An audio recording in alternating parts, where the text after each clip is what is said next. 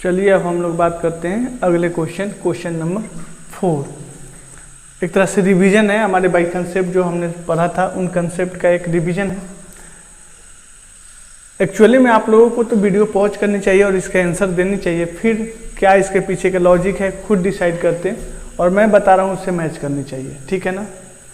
देखें, state whether the following are true और false, बताना है।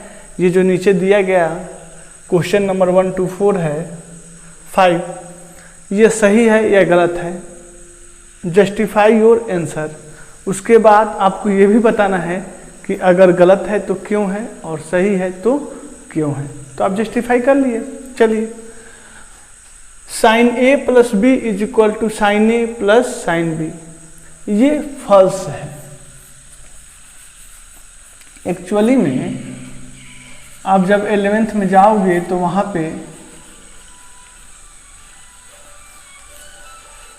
जब आप 11th क्लास में जाओगे तो वहाँ पे पढ़ोगे कि जो साइन ए प्लस बी है sum of addition of angle, chapter का नाम है। तो वहाँ पे आप देखोगे कि इसका value sine A into cos B plus cos A into sine B होता है, ठीक है ना ये। लेकिन इसने लिखा क्या है, sign A plus sine B. तो ये तो डायरेक्ट हम बोल सकते हैं कि दिया गया इक्वेशन फॉल्स है।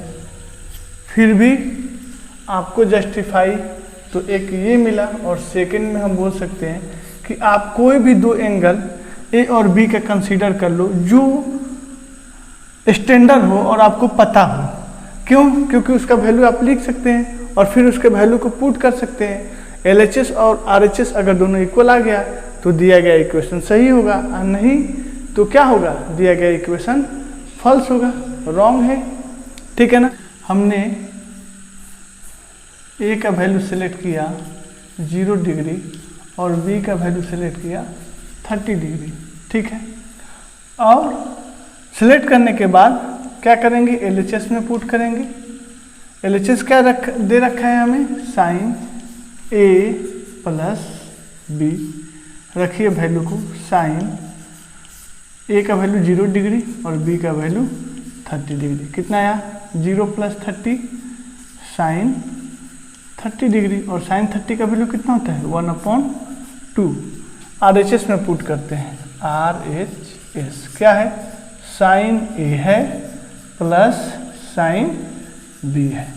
A का वैल्यू हमने कितना लिया है 0 डिग्री, B का वैल्यू कितना लिया है 30 डिग्री। तो sine 0 degree plus sine 30 degree, sine 0 होता है इसका वैल्यू, और साइन 30 का वैल्यू 1/2 होता है, 1/2 होता है। तो क्या मिला मुझे, यहाँ पे लिखें तो 1/2। तो मुझे क्या मिला, LHS और RHS के लिए दोनों वैल्यू सेम ही आ गए, ठीक है ना। मतलब यहाँ पे LHS is equal to RHS। तो यहाँ से हम बोल दे सकते हैं कि इक्वेशन मेरा क्या है, राइट है। इक्वेशन क्या है, इक्वेशन क्या है, ट्रू है। लेकिन ये जनरल लिखा गया है, तो जनरल किसी भी वैल्यू के लिए वैलिड होना चाहिए ना।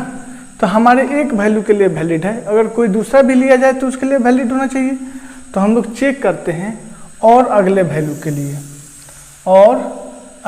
के लिए, कैसे, इस बार से लेट कर रहे हैं क्या, A का वैल्यू 45 डिग्री और B का भी वैल्यू 45 डिग्री। मतलब अगर इक्वेशन किसे बोलते हैं, जो उसमें जो भी वेरिएबल है वो लेफ्ट हैंड साइड और राइट हैंड साइड को सेटिस्फाई कर रही है, तो दिया गया इक्वेशन आइडेंटिटी बोल देंगे। तो हम यही कर रहे हैं कि अगर ये बात स्टेटमेंट सही है तो किसी भी एंगल के लिए वैलिड होना चाहिए। तो हमने देखा कि एक एंगल के लिए तो वैलिड है, क्या कोई और दूसरा कोई पेयर लेते हैं तो क्या वैलिड होगा, अगर होगा तो मान लेंगे कि इक्वेशन सही है। देखें, अगर आप कोई एट रेंडम उस वैल्यू को नहीं लेके आपने इस वैल्यू को लिया रहता और यहाँ से हमें मिलेगा कि इक्वल नहीं है, तो आप डायरेक्ट बोल देते कि ये दिया गया इक्वेशन फॉल्स है। लेकिन आपने एक बार वैसा वैल्यू सेलेक्ट किया और दोनों इक्वल आ गए तो वहाँ से मिला है कि नहीं इक्वेशन ट्रू है, तो आपको कन्फ्यूजन आती है। इसलिए हमने क्या किया कि दोनों अलग अलग वैल्यू सेलेक्ट किया, एक बार वैसा वैल्यू लिया जिससे इक्वेशन आपको LHS और RHS सेम आए, और एक बार ऐसा वैल्यू ले रहा हूँ जिससे LHS और RHS की वैल्यू सेम नहीं है, ताकि आपको समझ में आना चाहिए कि एक आइडेंटिटी होने के लिए ज़रूरी कंडीशन ये क्या होती है आपको पता हो जाए। और वो ज़रूरी कंडीशन यह है कि दोनों का वैल्यू कोई भी रैंडम लिया जाए तो LHS और RHS सेटिस्फाई करे। आपने एक वैल्यू लेके चेक कर लिया और वहाँ से डिसीजन बोल दोगे तो आपकी गलत होने की चांसेस बहुत ज़्यादा होंगे, वो मे बी के हो जाएंगे, ठीक है ना। तो आप क्या करोगे, पुट करो LHS में, तो कितना है साइन A प्लस B है, हमने पुट किया साइन A का वैल्यू कितना हो जाएगा 45 डिग्री, B का वैल्यू कितना हो जाएगा 45 डिग्री, तो कितना हुआ साइन 90 हुआ, और साइन 90 का वैल्यू कितना होता है 1, उसमें पुट करो दूसरी साइड में RHS कितना है साइन A है प्लस साइन B है, तो यहाँ पे देखोगे साइन A कितना साइन 45 डिग्री, साइन B है कितना साइन प्लस साइन है साइन 45 डिग्री, साइन 45 का वैल्यू क्या हुआ 1/√2 प्लस फिर साइन 45 का वैल्यू क्या हुआ 1/√2, ये क्या हुआ 2√2 LCM हो जाएगा, तो कितना आएगा हमारा, तो 1 + 1 कितना हुआ 2/√2 कैंसिल हुआ √2, तो कितना आया वैल्यू मुझे कितना मिला √2।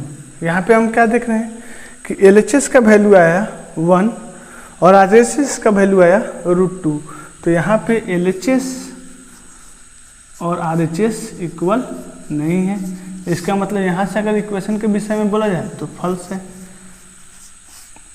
समझ रहे हैं। तो एक पेयर से हमें मिल रहा है कि ट्रू है, दूसरा पेयर से मिल रहा है फॉल्स है, तो एक्चुअली में ये इक्वेशन फॉल्स ही है, ठीक है ना। क्योंकि अगर ट्रू होता तो किसी भी वैल्यू के लिए इसे LHS = RHS आना चाहिए था। मैं समझ रहा हूँ कि इसकी एक्सप्लेनेशन बहुत ज़्यादा हो गई, आप समझ गए होंगे, ठीक है ओके। देखें जो क्वेश्चन नंबर 2 है क्या बोल रहा है, the value of sine theta का वैल्यू इंक्रीज करता है कब, जब थीटा का वैल्यू इंक्रीज करे।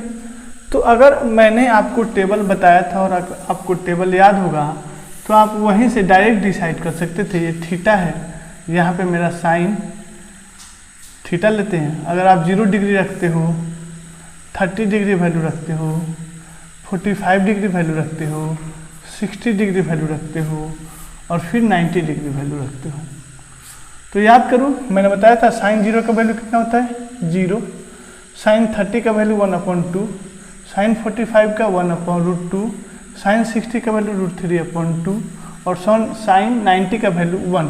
तो हम देख रहे हैं कि एंगल का वैल्यू 0 से हम इंक्रीज करते हुए 90 डिग्री गए, इंक्रीज कर रहे हैं। तो जैसे तो साइन थीटा का वैल्यू क्या हो रहा है 0 है तो 0 वैल्यू बढ़ाया 1/2 मतलब ये 0.5 होगा ना, तो वैल्यू तो बढ़ा 1/√2। देखें ये 2 है, √2 का वैल्यू 1.141 तो कम ही तो हुआ, तो डिवाइड करोगे तो वैल्यू बढ़ जाएगी। वैसे ही इस बार नोमिनेटर बढ़ गया, वैल्यू बढ़ा, फिर ये वैल्यू बढ़ा। इसका मतलब अगर थीटा बढ़ाते हैं तो साइन थीटा इंक्रीज करता है, पहले भी बता रखा है। तो यही तो बात उसने लिखा है कि जैसे जैसे हम थीटा को बढ़ाएंगे साइन थीटा का वैल्यू बढ़ेगा तो बढ़ेगा, ये बात सही है। तो हम इस स्टेटमेंट को क्या बोल सकते हैं कि मेरा ट्रू स्टेटमेंट है ना, ट्रू स्टेटमेंट है, ठीक है। अब चेक कर लेते हैं थर्ड के लिए क्या बोल रहा है, the value of cos theta increases as theta increases. Cos theta का भी वैल्यू इंक्रीज करता है जब हम लोग थीटा को इंक्रीज करते हैं। तो यहाँ पे देखें अगर मैं कॉस लूँ तो कॉस थीटा, कॉस 0 का वैल्यू क्या होता है 1, कॉस 30 का वैल्यू कितना होता है √3/2, कॉस 45 डिग्री का कितना होता है 1/√2, कॉस 60 का वैल्यू कितना होता है 1/2 और कॉस 90 का वैल्यू कितना होता है, तो आप देखोगे 0। तो आप देख रहे हो ना, एंगल का तो वैल्यू आप बढ़ा रहे हो, लेकिन उसका वैल्यू कॉस जो ट्रिग्नोमेट्रिकल रेशियो है इसका वैल्यू क्या हो रहा है, 1 से 0 हो गया, मतलब डिक्रीज कर रहा है ना कि इंक्रीज। और ये बोल रहा है कि इंक्रीज कर रहा है, तो स्टेटमेंट क्या है, फॉल्स है ना। तो ये क्या स्टेटमेंट है जी, ये स्टेटमेंट इसका क्या है, फॉल्स है, गलत बोल रहा है ये। ठीक है, अगला देखें, साइन थीटा और कॉस थीटा इक्वल होता है for all value of theta. मतलब थीटा का कुछ भी वैल्यू ले लो, साइन थीटा और कॉस थीटा का वैल्यू सेम होगा। मैंने 0 लिया तो देख रहा हूँ कि 0 डिग्री के लिए कॉस थीटा का वैल्यू 1 होता है, जबकि साइन थीटा का वैल्यू 0 होता है। और ये कह रहा है कि नहीं, वह दोनों एंगल का कुछ भी वैल्यू लो, साइन थीटा और कॉस थीटा सेम ही होगा। तो मुझे यहीं पे दिख रहा है कि भैया अलग अलग वैल्यू है, तो ये इक्वल क्यों बोल रहा है, इसका मतलब ये बात गलत बोल रहा है, फॉल्स है। एक वैल्यू है 45 डिग्री जिसके लिए दोनों का वैल्यू इक्वल हो रहा है। तो अगर ऐसा बोलता है कि साइन थीटा और cos theta are equal for a specific value of theta, तो ये बात हम मान लेते हैं कि कोई एक स्पेसिफिक वैल्यू होता है जहाँ पे साइन थीटा और कॉस थीटा इक्वल हो जाए। लेकिन यहाँ पे बोल रखा है क्या, ऑल वैल्यू, फॉर ऑल। तो फॉर ऑल मतलब जितने भी वैल्यू आप एंगल का लो उन सब के लिए। तो हम तो देख रहे हैं कि 0 के लिए नहीं हो रहा है, 30 के लिए नहीं हो रहा है, 60 के लिए नहीं हो रहा है, 90 के लिए नहीं हो रहा है, जो हम लोग स्टैंडर्ड याद रखे हैं। तो बाकी एंगल जो याद नहीं है उसके विषय में सोचने की आवश्यकता ही नहीं है, समझ रहे हैं ना। तो यहाँ से ही हम बोल सकते हैं कि क्या है, फॉल्स है। क्या है जी, फॉल्स है। ठीक है, अब cot A is not defined for A equal to 0 degree. जैसे यहाँ पे देखिए लिखा हुआ है कॉट ए, तो हम जानते हैं कॉट ए क्या होता है, रेसिप्रोकल होता है tan ए का। यहाँ देखिए क्या लिखा है, कॉट ए, और हमें पता है कॉट ए जो होता है रेसिप्रोकल होता है tan ए का, तो tan ए भी रेसिप्रोकल होगा कॉट ए का। तो मैंने लिख दिया cot A equal to 1/tan A, reciprocal हो गया। और मुझे tan ए का वैल्यू याद है 1 कितना रखना है, एंगल का वैल्यू 0 डिग्री, तो tan 0 डिग्री, और tan 0 का वैल्यू कितना होता है 1/tan 0, 0, 1/0 क्या होता है, अनडिफाइंड। अनडिफाइंड बेसिक लेक्चर में मैंने आपको समझा रखा है। 1/0 इनफाइनाइट लिखा जाए तो इसे आप लोग 0 लिख देते हो। ये क्या है, इनफाइनाइट एक नंबर नहीं है, यह एक नोटेशन है, और नोटेशन का कोई वैल्यू नहीं होता है। तो 1/समथिंग नोटेशन कोई वैल्यू दे दे, ये लिखना ही गलत बात है। ठीक है ना, ऐसा कभी पॉसिबल ही नहीं होगा। हमने रॉन्ग क्या है, लिखा ही है, रिटेन। ठीक है ना, गलत लिख ही रखा है, ऐसा लिखना ही नहीं चाहिए। तो आप लोग ध्यान रखिएगा। ठीक है, तो कह रहा है cot A is not defined for A equal to 0 degree. तो हाँ भैया देख रहे हैं कि क्या है, अनडिफाइंड है। अनडिफाइंड है तो ये भी बोल रहा है कि नॉट डिफाइंड और अनडिफाइंड बात क्या है, सेम है। तो इसका मतलब दिया गया स्टेटमेंट क्या है, ट्रू है। दिया गया स्टेटमेंट क्या है, ट्रू है। तो सारे आपके ऑप्शन को बाय रीजन समझाया गया और आपको समझ में भी आया होगा। तो मैं समझता हूँ कि अगर कोई आपको प्रॉब्लम आएगी तो आप ज़रूर मुझे कमेंट करोगे और बताओगे। ठीक है।